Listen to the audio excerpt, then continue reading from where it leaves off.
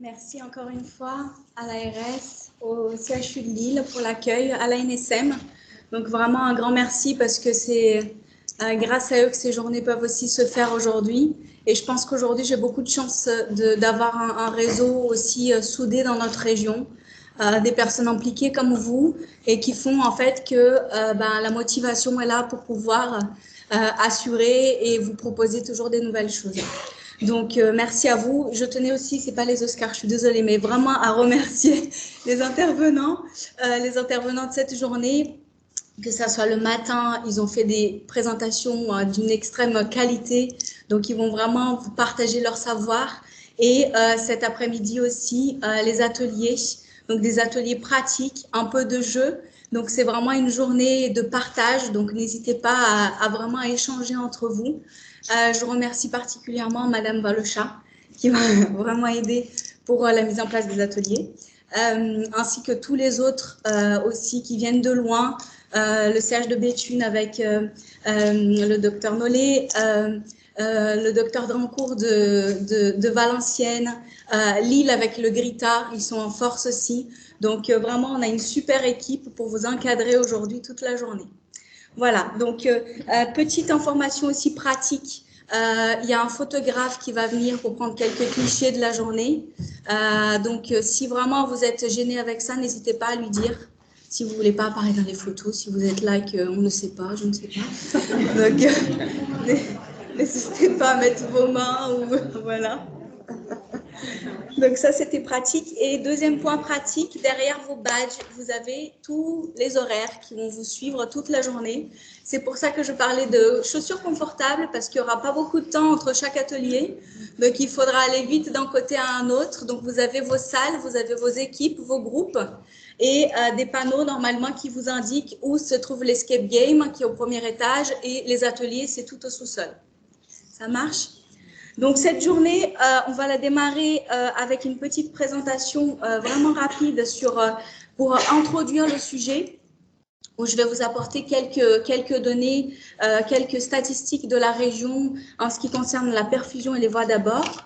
Donc, on va démarrer en fait avec vraiment une petite introduction de la perfusion. L'objectif, c'est pas que je vous fasse un cours, mais vraiment que je puisse vous introduire, faire un passage de revue en fait des dispositifs qui existent aujourd'hui sur le marché. Ensuite, on parlera du circuit de signalement, comment ça se passe en fait quand vous déclarez un incident de matériovigilance, le circuit de ce signalement, merci, quand il arrive cette déclaration au niveau de l'ANSM, comment on va la traiter. Je vous parlerai aussi, donc l'objectif de cette présentation est avant tout de vous faire un bilan des incidents dans les Hauts-de-France et ensuite je vais vous faire un bilan des incidents graves. Et donc, je vais vous présenter les incidents qui sont vraiment sévères et critiques au niveau national. Comme ça, vous aurez vraiment une idée du risque finalement que ces dispositifs peuvent représenter aujourd'hui. Donc, pour démarrer rapidement cette journée, donc la perfusion, c'est l'administration parentérale à débit réglable de médicaments injectables. C'est un acte qui est commun dans les établissements de santé et qui est de plus en plus développé au domicile des patients et qui va de plus en plus prendre place dans la matériovigilance et bien sûr avec un retentissement important sur la thérapeutique médicamenteuse quelle qu'elle soit. Donc si on regarde un petit peu les dispositifs qui existent aujourd'hui sur le marché, on a des dispositifs qui vont être sous prescription avec des normes et des performances qui vont être différentes. Donc vraiment, on va du plus simple avec tous les dispositifs de précision avec des régulateurs de débit.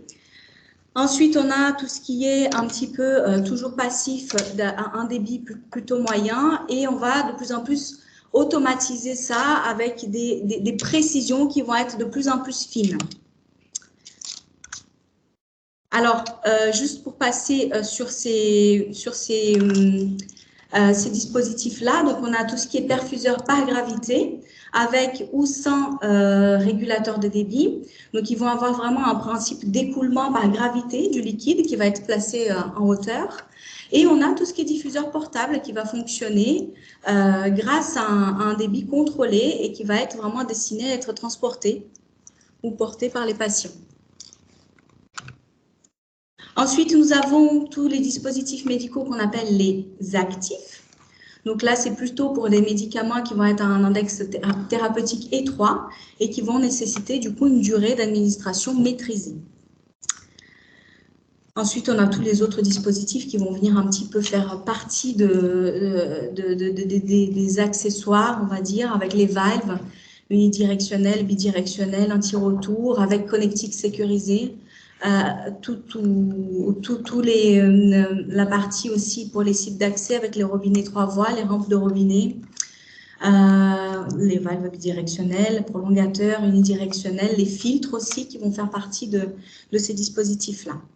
Donc ça, c'est ce qui concerne la perfusion. Et chez nous, à la NSM, on a vraiment, quand on reçoit des déclarations, on a le domaine de la perfusion. C'est vraiment, tous ces dispositifs-là, ils sont classés dans cette catégorie. Et ensuite, on va parler des voies d'abord, puisque c'est grâce à ces voies d'abord qu'on va vraiment pouvoir installer ces dispositifs-là. Donc, on a ce qu'on appelle les voies périphériques, avec les cathéters veineux périphériques, les midline avec ou sans prolongateur intégré. Et d'un autre côté, on a les voies centrales. Donc, les voies centrales avec ce qu'on appelle les PICC line et les chambres à cathéter implantables. Donc là, c'est tout, ça va être tout vraiment le sujet de cet après-midi. On vous fera manipuler. Il y a des bras, des mannequins qui ont été installés. On va tout vous montrer, les connexions, les mesures aussi d'hygiène sur ces dispositifs-là, les différentes voies d'abord et tous les dispositifs médicaux associés. Et pour finir avec les voies d'abord, on a aussi d'autres voies, comme la voie subcutanée, la voie intra-artérielle, intratécale ou intra-osseuse, qui est un peu moins fréquente, plutôt en cas d'urgence. Voilà pour cette petite première introduction partie. Donc, moi, je vais vous faire juste pareil, vraiment simplifié. Je vais vous montrer le circuit quand vous déclarez votre signalement. Donc, nous, on préconise toujours de passer par le portail de signalement. C'est là où on peut recevoir les informations les plus complètes. Ça existe encore, les CERFA papier, où vous remplissez soit l'ordinateur, soit la main. Mais c'est vraiment mieux par le portail. Donc, une fois que vous avez déclaré par le portail, votre déclaration arrive directement à la NSM, à la direction de la surveillance. Donc, qu'est-ce qui va se passer? La première chose, c'est qu'on va prioriser. Est-ce qu'il y a eu un décès? Est-ce que c'est un cas critique ou pas? Une fois qu'on a priorisé, on va enregistrer chacune de vos déclarations et ces enregistrements, ils vont être réattribués. Donc, en fonction de la priorisation, soit c'est un événement, un incident qui est considéré comme prioritaire, critique. Dans ce cas, c'est directement à l'évaluateur de l'ANSM qui va prendre en charge cet incident et qui va mettre tout de suite les mesures appropriées au niveau du fabricant. Et donc, c'est ce qu'on appelle une évaluation individuelle. Si ce n'est pas un événement critique, on va le réattribuer, on dit qu'il est non prioritaire et ça va venir au niveau des régions. Donc, comme moi, dans les Hauts-de-France, j'ai tous mes collègues ailleurs en France et ça va être dispatché dans chacune des régions. Et donc là, nous, en tant que coordonnateurs régionaux, on va devoir décider si votre incident, il relève de quelque chose qui est, ça arrive, c'est quelque chose qui est prévu par le fabricant, les conséquences ne sont pas graves. Dans ce cas, on va le mettre en évaluation statistique.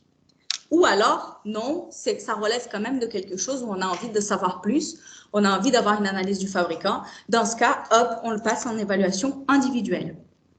Donc, l'évaluation individuelle, c'est vraiment le fait de demander une investigation au fabricant. C'est vraiment de venir demander une expertise du dispositif médical avec des conclusions sous 60 jours. 60 jours, c'est le maximum, sinon, si c'est plus grave, c'est moins de temps. Donc ça, c'est l'évaluation individuelle. Donc là, on peut suivre et derrière voir ce que le fabricant va en tirer comme conclusion et s'il y aura ou pas une action que vous pouvez voir ensuite descendre de l'ANSM en disant attention, il y a une information de sécurité, il y a quelque chose qui a été fait par le fabricant pour alerter les utilisateurs. Et l'évaluation statistique, donc là, les statistiques, on ne va pas demander une investigation de la part du fabricant, on va la garder. Et par contre, en fonction de la fréquence de cet incident, parce que ça peut être peut-être quelque chose de connu, mais si ça sort de la tendance et qu'on a une augmentation dans la région et qu'on se dit « Ouh là là, il y a un problème », eh ben, on rapatrie tout et on peut les passer en individuel. Donc, il y a un signal qui sonne en disant « Attention, c'est un statistique, mais là, il y a un problème dans la région, hop, on rapatrie tout. » Et là, le fabricant, il doit tout reprendre en individuel. Et cette recherche de signaux, elle est faite une fois par mois au niveau de l'ANSM pour voir s'il n'y a pas de problématique vraiment de fréquence. Voilà pour cette petite introduction. Donc, l'objectif de cette petite présentation pour démarrer cette journée, ça a été vraiment de pouvoir vous proposer un état des lieux de tous les incidents qui ont été déclarés à l'ANSM par les établissements de santé au niveau des Hauts-de-France, donc chez nous, et qui va incriminer un dispositif qui va être destiné à l'abord parentéral, que ce soit les dispositifs médicaux de perfusion ou vraiment les voies d'abord. Ensuite, j'ai analysé les incidents sévères et critiques au niveau national et j'ai essayé, je vous expliquerai ma méthodologie, de caractériser, de faire la part entre les dysfonctionnements et les mésusages ou les erreurs d'utilisation. Alors, j'ai repris les extractions de l'ANSM sur 2020 et 2021 relatifs à tous ces dispositifs médicaux et j'ai choisi 6 critères pour pouvoir analyser chacun de ces incidents. Donc, le nombre, combien on a aujourd'hui d'incidents concernant ces dispositifs, la typologie des incidents, est-ce qu'ils viennent des établissements de santé ou des fabricants, la répartition des dispositifs médicaux impliqués, quels sont les dispositifs les plus impliqués dans ces incidents, les dysfonctionnements, qu'est-ce qui se passe avec ces dispositifs, les conséquences pour le patient, et enfin, la gravité des incidents. Et avec ça, j'ai essayé d'identifier des mésusages ou des erreurs d'utilisation. Alors, allons-y pour voir quelques résultats. Donc là, on a vraiment, je me suis vraiment focalisée sur la région, donc les Hauts-de-France. Donc là, pour que vous puissiez avoir une vision globale vraiment de ce qui se passe si on compare avec le national. Donc, on a une évolution des incidents concernant ces dispositifs qui est constante, sauf en 2020, où on a eu une chute à cause de la crise sanitaire, mais on la remarque autant au niveau national qu'au niveau régional.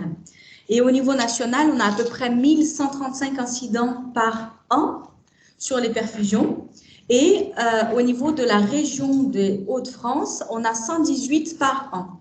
Donc, la région Hauts-de-France, par rapport au reste de la France, on est à peu près à 10% des événements qui se passent au niveau national. Donc, ça, c'est vraiment en termes de nombre. Ensuite, si on regarde en termes de typologie dans la région, la plupart des incidents, 60%, proviennent des établissements de santé, ce qu'on appelle les CERFA, c'est le portail de signalement, tout ça. Et dans l'idéal, quand on déclare, alors surtout si ce sont des événements sévères ou critiques, il doit y avoir les deux versions, l'établissement de santé et le fabricant. Et ça représente 10%, où j'ai des déclarations en double avec les deux visions. Et ensuite, j'ai 28% où j'ai que la déclaration du fabricant et où l'établissement ne m'a pas déclaré. Donc, je le sais par le fabricant.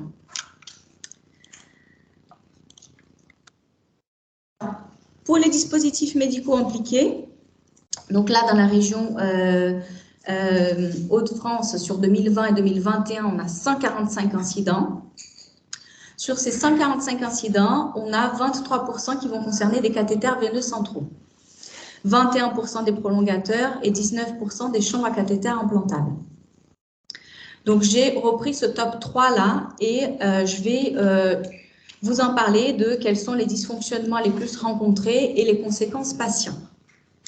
Donc, en ce qui concerne les cathéters veineux centraux, Sur les 23%, sur ces 23%, on a 18% où on a eu un cas de rupture. Donc là, c'est vraiment toute gravité confondue, mineure, moyenne, critique, sévère. On a d'autres dysfonctionnements qui arrivent souvent avec ces cathéters, ce sont des fissures, des fuites et des plicatures. Et pour la conséquence patient, c'est qu'il a fallu réintervenir pour le changer, dans 42% des cas. Les prolongateurs, on a 21% de prolongateurs qui sont impliqués, on a 32% de déconnexion, d'autres dysfonctionnements, des fuites, des ruptures, de l'air dans la tubulure, un corps étranger dans le DM. Et là, pour notre part, dans la région, 48% de ces 21, on n'a pas eu de conséquences cliniques pour le patient. Les chambres à cathéter implantables, 19% de dispositifs concernés. On a des déconnexions avec ou sans migration dans la moitié des cas. On rencontre aussi des ruptures, des fissures, des fuites. Et à chaque fois, 86%, c'est quand même beaucoup, il a fallu réintervenir pour les changer. Donc là, c'est ce que je vous disais, quelle que soit la gravité. Donc la gravité chez nous à la NSM, comment on va la définir? On a tout ce qu'on appelle la gravité, bon, nulle, c'est vraiment... on a ouvert un dispositif, on a vu qu'il était cassé, c'est la première fois ça arrive dans l'établissement, il n'y a pas eu de conséquences patients. C'est même, je pense qu'il ne faut même pas le déclarer, mais on a quand même fait une catégorie. Ensuite, on a tout ce qui est mineur. Donc là, c'est les conséquences de l'incident qui vont avoir un inconfort pour le patient. Donc là, on a 10% dans la région des incidents, 13% qui sont mineurs. Ensuite, moyen. Les conséquences vont entraîner une gêne un peu plus importante pour le patient. Donc là, 54%. Sévère, il a fallu réintervenir chirurgicalement ou médicalement pour le patient. Donc là, on est vraiment, c'est ce qu'on appelle le G10. C'est sévère, on a quand même un tiers, entre 30% des cas. Et ensuite, critique, 2%, là, les conséquences sont dramatiques. Soit on a eu une menace du pronostic vital, soit un décès du patient. Donc, c'est ce qui concerne aujourd'hui le bilan, l'état des lieux de ce qui se passe dans la région. On a quand même des déclarations qui vont être assez pertinentes, hein, puisqu'on a beaucoup de moyennes et beaucoup de sévères. Voilà, et on n'a quasiment pas de nul, donc je vous en remercie. Voilà. Donc, si je rentre un peu plus dans le détail, mais cette fois-ci, au niveau national, avec les G10 et les G15, c'est-à-dire les sévères et les critiques, on va refaire le même cheminement. Donc là, cette fois-ci, j'ai 166 incidents que j'ai analysés un par un. Et j'ai pu, du coup, regarder la répartition des dispositifs médicaux impliqués. Donc là, cette fois-ci, top 1, cathéter à chambre implantable, 46%. Cathéter veineux central, 28%, et prolongateur, 7%. Donc, c'est la même chose, mais dans l'ordre un peu inversé. Alors, ces trois dispositifs-là, donc les chambres à cathéter implantables, on a les 46%, on a eu dans 65% des cas une déconnexion avec ou sans migration, et dans 97% des cas, une réintervention pour pouvoir les changer. Au niveau des cathéters veineux centraux, 28%, on a 23% de rupture et 66% de réintervention. Et enfin, les prolongateurs, il n'y en a pas beaucoup qui sont impliqués, mais par contre, donc dans les 7%, on a eu 42% de déconnexion. La cause la plus retrouvée, c'est le décès, avec 3 décès sur 12. Et par contre, là, j'ai mis vraiment un point d'interrogation parce que, est-ce que c'est vraiment imputable au dispositif médical? Ça, il faut le savoir. Quand on analyse un décès, est-ce que c'est vraiment le dispositif médical? Mais il y a aussi la santé du patient, l'état du patient. Il y a beaucoup de choses qui sont autour, qui font que généralement, il n'y a pas que le dispositif qui a causé ce décès. Donc, à partir de ces données-là, j'ai essayé d'identifier des erreurs d'utilisation pour essayer un peu de faire la part des choses. Parce que c'est vrai que j'entends souvent parler, oui, on a déclaré, mais à chaque fois, le fabricant il revient vers nous en disant que c'est la faute de la personne qui a mal manipulé. Je l'entends tout le temps. Et je me suis dit, je vais quand même aller voir chacun de ces dossiers et je vais les passer au crible pour voir ce que le fabricant a fait comme analyse, comment est-ce qu'il a réfléchi à cette analyse en fonction des éléments donnés par l'établissement. Donc, j'ai réévalué chacun de ces incidents en fonction de ces données. Donc, sur les 166 incidents, j'avais 83% de sévères et 17% de critiques. Et la conclusion que j'en tire aujourd'hui, de ces 166 incidents que j'ai pu lire, alors, il y a une part qui est forcément une part qui va dans les statistiques. Donc là, je ne me suis pas prononcée parce qu'il n'y a pas le rapport du fabricant, il n'y a pas vraiment l'analyse de la cause. Mais sur tous les autres où il y avait un rapport du fabricant, il y avait un manque d'informations. Vraiment des informations incomplètes, un contexte qui était vraiment résumé en 2 lignes. Alors, quand on parle d'un décès, résumer ça en 2 lignes, on n'a pas tout le contexte autour. Des dispositifs médicaux, dans la plupart du cas, qui n'étaient pas conservés. Donc là, le fabricant, on ne peut pas vérifier. En cas de rupture, de déconnexion, on ne peut pas vérifier finalement le dispositif médical. Et des informations qui étaient non remontées au fabricant. Et ça, souvent, le fabricant, dans son rapport, il le dit, il demande des informations complémentaires aux correspondants locaux. Et ça, je sais que c'est hyper pénible pour vous, parce que c'est des informations en plus, et parce qu'il faut remplir, et en fait, souvent, c'est pas revenu, il n'y a pas de réponse, le fabricant, il n'a pas toutes ses réponses, et donc, ce qui se passe à la fin, c'est que le dossier, il va être simplement classé, et il n'y aura pas de suite donnée sur ce dossier. Donc, c'est là que je voudrais vraiment vous sensibiliser à mieux déclarer. Et aussi, chose très importante dans cette présentation, c'est qu'en cas d'événement critique, mise en jeu du pronostic vital, décès du patient, malformation ou handicap permanent, il faut faire un EIGS, événement indésirable grave lié aux soins. Donc là, sur le portail de signalement, vous pouvez cocher les 2 cases, matériaux et EIGS, avec votre direction qualité, parce que c'est ça le circuit vraiment pratique dans les établissements. Et en fait, ce que j'ai envie de dire, c'est que grâce à cette EIGS, c'est là qu'on va compléter ces informations. C'est que la matériovigilance, on parle du matériel, il y a des informations incomplètes. Par contre, quand on fait un EIGS, derrière, il y a vraiment une analyse qui est faite avec des rétextes dans les établissements, avec des RMM, des revues pluridisciplinaires où on va analyser et on va mettre en place des mesures correctives dans les établissements. Et c'est pour ça qu'aussi, aujourd'hui, en faisant partie, comme le docteur de Pauvreville vous a dit, du réseau REVA, on est tous les 15 jours, toutes les 3 semaines, on se réunit.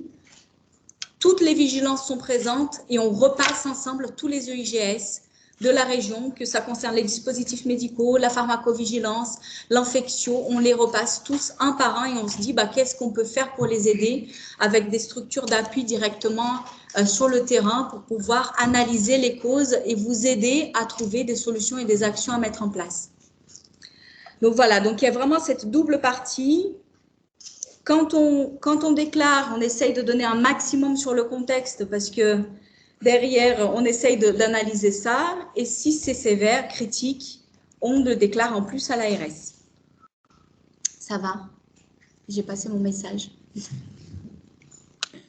Voilà. Donc là, juste pour vous expliquer la difficulté que j'ai rencontrée, c'est que en fait, aujourd'hui, on parle de mes usages, mais il y a une différence entre erreur d'utilisation et mésusage. Mes collègues de pharmacovigilance vous en parleront aussi. Alors, on parle d'erreur d'utilisation quand c'est un acte ou une omission d'un acte qui va avoir un résultat différent de celui prévu par le fabricant. Et là, en fait, ces erreurs d'utilisation qui vont entraîner des conséquences graves, il faut qu'elles soient déclarées. Et ça, vous le voyez, puisque derrière, on va avoir des actions de la part du fabricant qui vont être faites en disant, attention, le dispositif n'est pas bien utilisé et comment il faut l'utiliser. Donc, le fabricant va changer sa notice, il va mettre des étiquettes en plus, il va faire quelque chose pour que ça soit amélioré les pratiques. Par contre, le mésusage, le mésusage, c'est un peu le chat dans le micro-ondes, quoi. Personne ne l'a prévu, on l'a mis, et on ne pensait pas que quelqu'un allait utiliser un cathéter de cette façon, donc bon, c'est tout. Donc là, c'est un peu plus délicat, puisqu'en fait, le mésusage aujourd'hui, qui est vraiment cette utilisation anormale, elle n'a pas aujourd'hui l'obligation d'être déclarée par le fabricant. Donc, forcément, évidemment, à mon niveau, ça a été très difficile de pouvoir les différencier, sauf dans des cas très précis. Mais là, pour vous présenter les résultats de cette étude, 50%, donc plus de la moitié des incidents que j'ai lus, il n'y a pas de cause retrouvée par manque d'informations, par manque de dispositif qui n'a pas été gardé. Ensuite, j'ai classé 40% des déclarations dans les erreurs d'utilisation ou mésusages et 4% dans les dysfonctionnements vraiment avérés où on sait que ça vient du dispositif. Le fabricant, il a dû mettre des choses en place. Et donc, si on compare les deux, gravité sévère, 35% d'utilisation et un critique, 71% d'erreurs d'utilisation. Donc, pour les sévères, en fait, j'ai réussi, enfin, je les ai classés. Donc, il y a un peu plus de la moitié des erreurs d'utilisation liées à la pause, 15% d'erreurs liées à l'utilisation et 10% liées au retrait. Et pour les critiques, sur les 71%, j'en ai trouvé 36 liées à la pause, 7% vraiment liés à un non-respect des recommandations. Donc là, c'est clairement du mésusage, vraiment des choses qu'on dit faut pas utiliser plus de 7 jours, et ben on les laisse des mois. Bah oui, bah là forcément c'est vraiment c'est pas normal. Et 7% liés à une erreur de programmation. Voilà, moi j'ai fait le tour de tout ce que je voulais en fait vous finalement ce résumé de toute cette étude pour que vous ayez vraiment en tête ce qui se passe finalement au niveau de la région et au niveau vraiment sévère et critique et vous sensibiliser que ce sont des dispositifs qui ne sont pas anodins. Donc, ça sera tout l'objet de cette journée, ce sera de vous initier un petit peu aux bonnes pratiques de ces dispositifs. Donc, je vais laisser la parole au docteur Desruelles pour des cas cliniques où vous allez voir des exemples de ce que je viens de vous démontrer par statistiques, mais un peu plus illustré, imagé. Merci beaucoup.